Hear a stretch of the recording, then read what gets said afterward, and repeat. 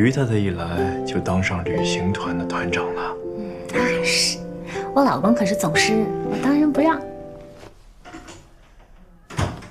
开了几个会啊？这么晚？会议倒不多，时间比较长。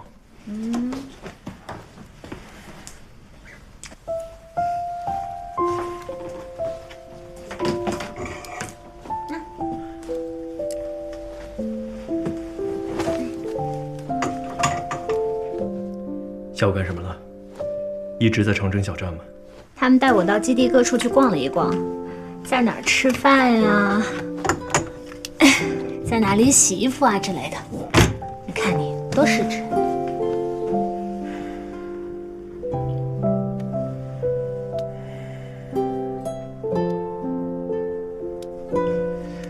这个阶段，我们探测器这边的工作量其实已经少很多了，但是还有很多的复查工作和会议。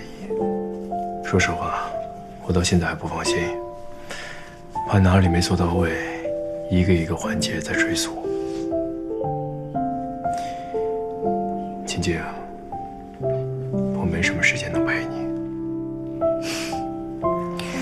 跟你开玩笑的，我才不要你陪呢。我天天拍戏都快累死了，打算这几天好好睡个懒觉，再带上赵教授他们一起到处出去玩玩，反正他们待着也闷，而且我自己也好几年都没来邯郸旅游了。这架势，于太太一来就当上旅行团的团长了。那是，我老公可是总师，我当仁不让。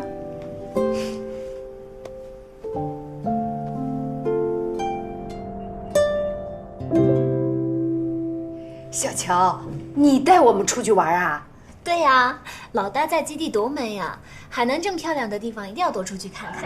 那如果大家没什么意见的话，我们今天就开始玩起来。好呀，好呀。今天来不及吧？还要联系用车之类的。其实导游和旅行社我都已经联系好了，就等于大家同意了。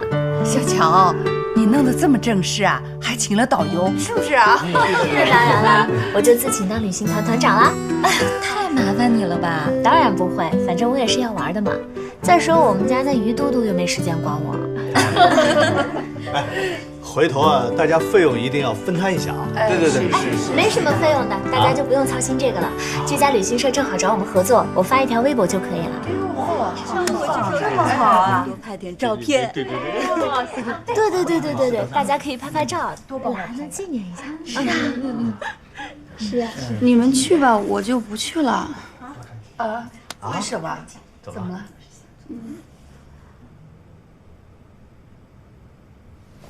去吧，旅行社那边我都已经报好人数了，忽然少一个人的话，我这会很没面子的。你就当是陪着我去玩了。去吧，小雨，哎呀，小雨，对。那我们就玩起来了。好。